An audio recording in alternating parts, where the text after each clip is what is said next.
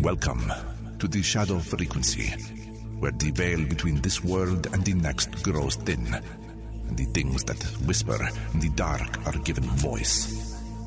From the cryptic candlelit studios, deep in the Indiana forests, your host, Matt Wilson, and his spectral producer, Juniper Ravenwood, unearth the forbidden, the forgotten, and the fearsome. So, still your heart, dim the light, and listen closely. For once you tune into the shadow frequency, you may never tune out.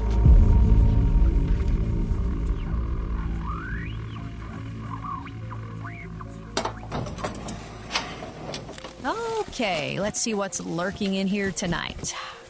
Nope, not the poltergeist pet adoption forums. Yeah. Oh, wow. Here's the do not open after midnight envelope again, still sealed. That's reassuring. And yep, there's the jar that's definitely breathing. We're skipping that. Oh, absolutely. Oh, here we go. Folder 274.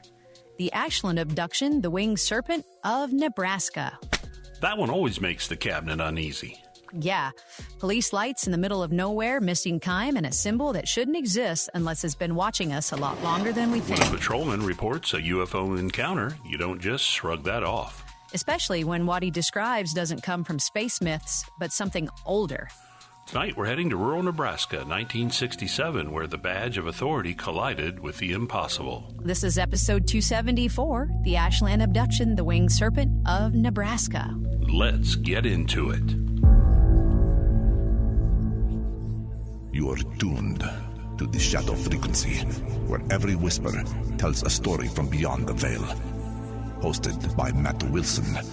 Produced by Juniper Ravenwood. With Chris Beach. The darkness continues. Picture this. It's the dead of night in rural Nebraska, 1967. The kind of darkness that swallows everything. Cornfields stretching into oblivion. A lone highway cutting through the fog like a vein in the earth. And there, in the beam of a patrol car's headlights, something impossible hovers. Not just lights in the sky, but a craft, beings, and a symbol that slithers into your mind and won't let go. Tonight, we're diving into the Ashland Abduction, where Officer Herbert Schirmer crossed paths with the unknown and came back marked. Matt, you ready to unravel this one? Oh, Juniper, you know I live for these Twilight Zone tales from the heartland. Mm-hmm. This isn't your average UFO flyby. It's got missing time, telepathic warnings, and a creepy emblem that feels straight out of ancient nightmares. Buckle up, listeners. We're about to hit that foggy highway. Sounds like the perfect storm of eerie. Take it away, Matt. Lead us into the shadows.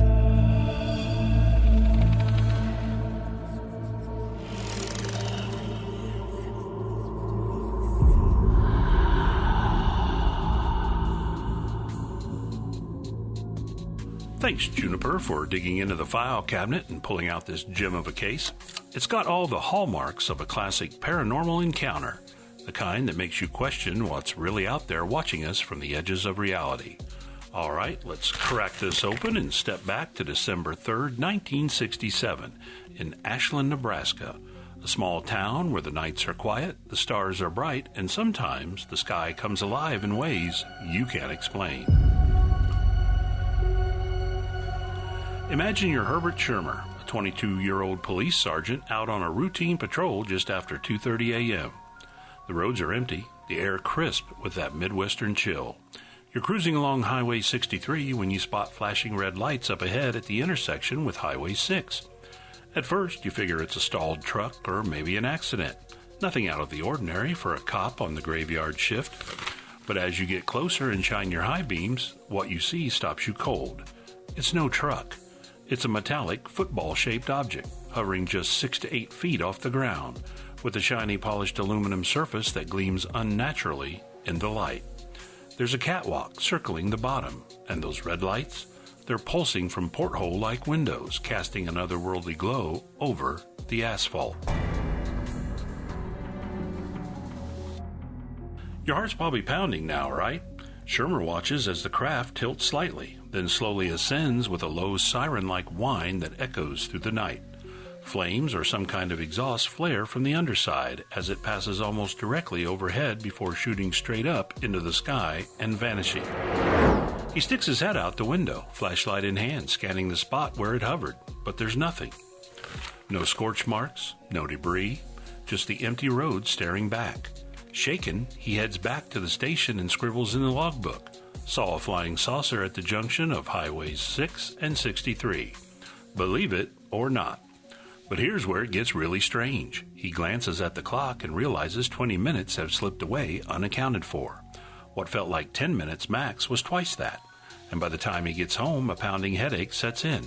His ears ringing like a distant alarm, and a weird buzzing hums in his skull.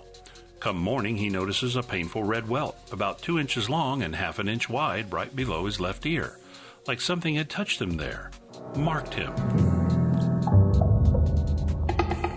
Now, listeners, if that was the end, it'd be creepy enough. But Schirmer couldn't shake the feeling that more had happened during those lost minutes. A few months later, under hypnotic regression with experts like psychologist Dr. Leo Sprinkle, the full memory floods back, and it's the stuff of nightmares. He recalls how after the craft ascended, he felt an inexplicable pull. His car engine stalls, the radio dies, headlights flicker out. Then from the craft, which he now remembers landing in a nearby field on tripod legs, beings emerge. Small humanoids, 4.5 to 5 feet tall, with grayish-white skin that looks almost translucent under the moonlight. Their eyes are slanted, cat-like, unblinking, set in long, narrow heads, flat noses slit like mouths that barely move. They're dressed in a tight silver-gray uniform, complete with gloves, boots, and helmets sporting a small antenna on the left side. And on the left breast of each uniform, an insignia that sears into his mind, a winged serpent, coiling and ancient like something pulled from forbidden myths. One of them approaches, a device in hand that shoots a greenish beam or gas, vibrating through his body and paralyzing him in place. He can't move, can't call for help, just watches as they escort him toward the craft. The air around it hums with energy, cold to the touch as he climbs a ladder into the hatch. Inside, it's dimly lit with a metallic chill that seeps into your bones. The leader, taller than the others with that same eerie stare, communicates without words, straight into his mind. Telepathy, clear as day. They take him on a tour of the ship, the lower level with its propulsion units reversing electromagnetic fields to draw power from earthly sources like reservoirs and power lines. Upstairs, computer banks whir, and screens flicker with star maps. A sun with connected planets, writing he can't decipher, pointing to their home in a galaxy neighboring ours. But it's the conversation that chills to the core. These beings explain that they're here on a long-term mission, studying humanity like specimens under a lens. They mention a breeding analysis program, hinting at experiments on our species to understand our biology, our potential. They've got bases hidden on Earth, in oceans, under polar ice, and even in places like Florida and Argentina, watching us closely. Why? Because we're on a dangerous path. Environmental ruin, endless wars, tampering with forces that could destroy the planet. They warn Schirmer of future disasters if we don't change, saying they've been observing us for eons, intervening subtly to prevent total catastrophe. And that winged serpent? It's their symbol, a mark of watchers from the stars, echoing ancient sky gods and serpents in the myths of old civilizations. They tell him his memory will fade for now, but will return when the time is right. Then they implant something, a suggestion, maybe even a device behind his ear, right where that welt appears. They return him to the roadside. The craft lifts off silently, and the night resumes as if nothing happened. But everything has.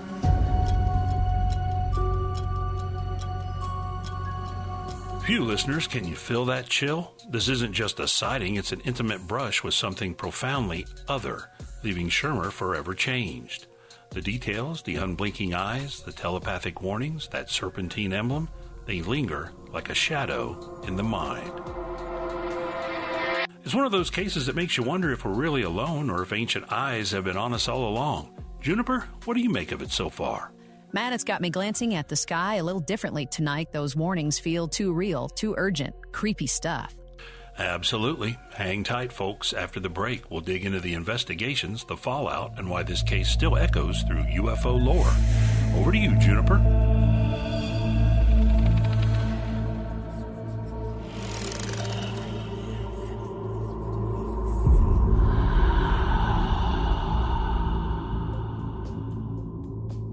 Phew, that first half has me hooked. What a wild ride through the unknown.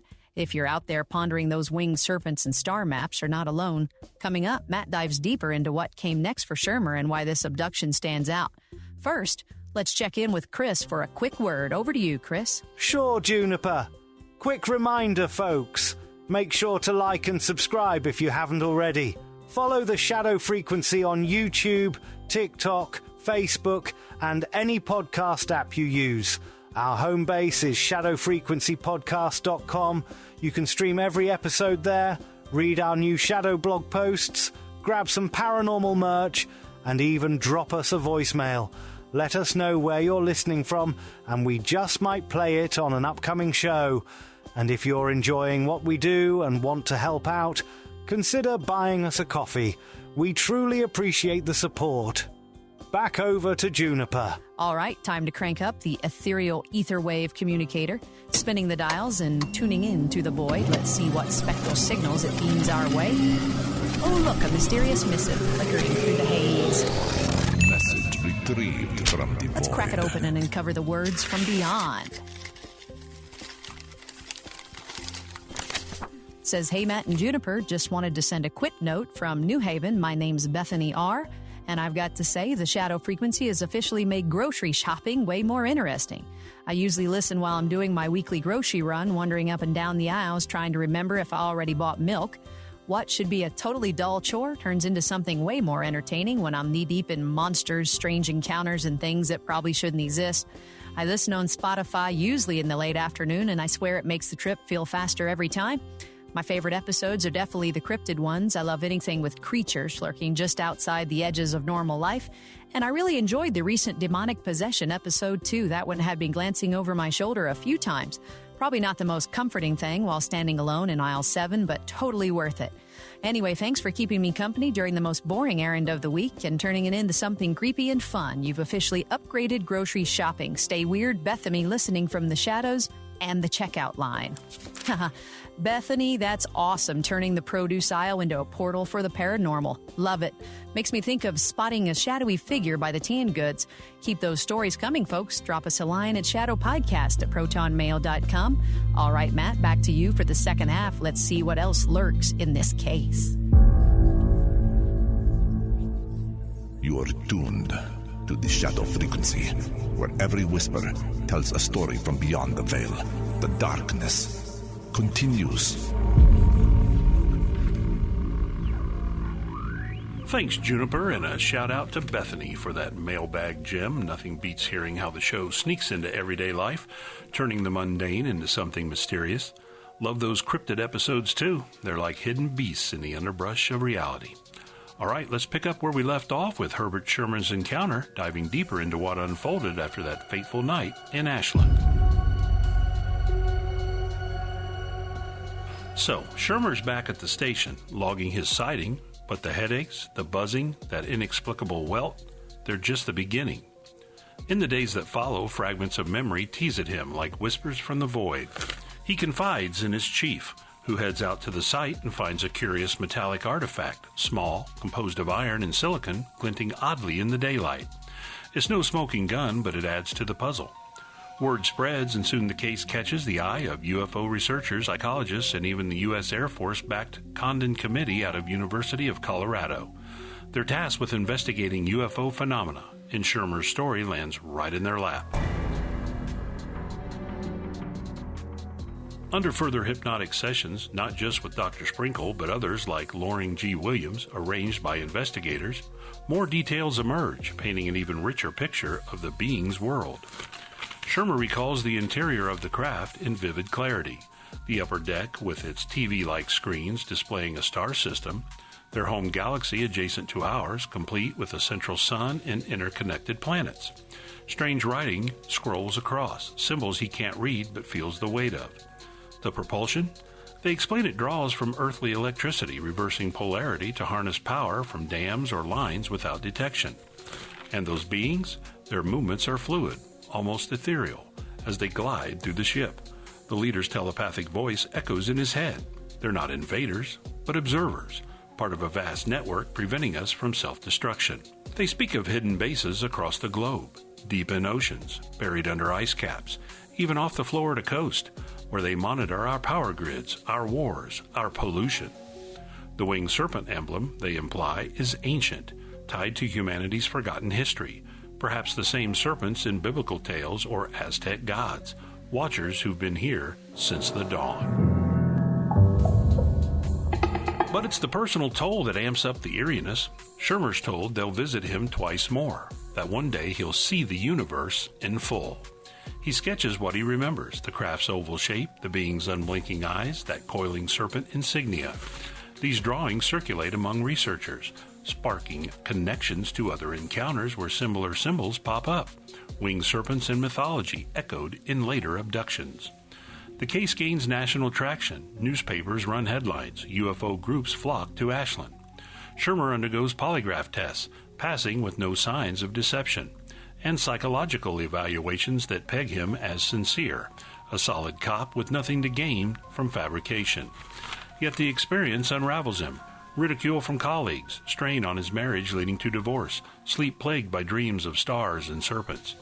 He rises to become Ashland's police chief, but the shadow of that night follows him, a constant reminder that something profound and profoundly unsettling touched his life.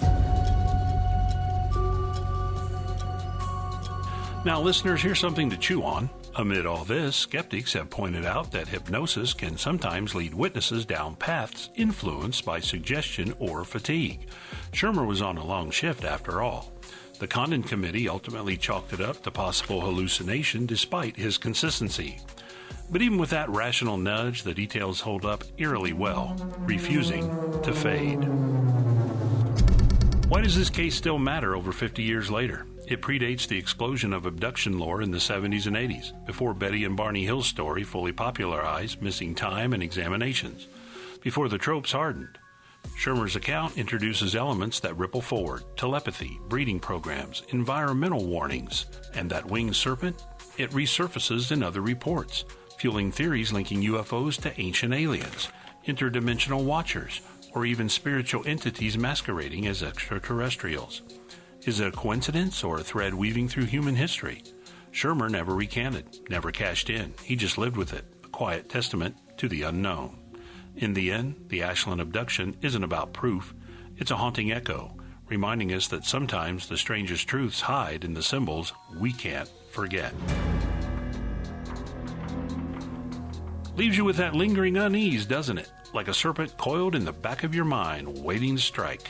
Totally. I'm equal parts fascinated and skeptical after that skepticism drop. Makes you think twice about what's real. Exactly, Juniper. This one's a cornerstone of the paranormal, a case that blurs the line between myth and mystery. Thanks for tuning in, folks. Stay vigilant out there.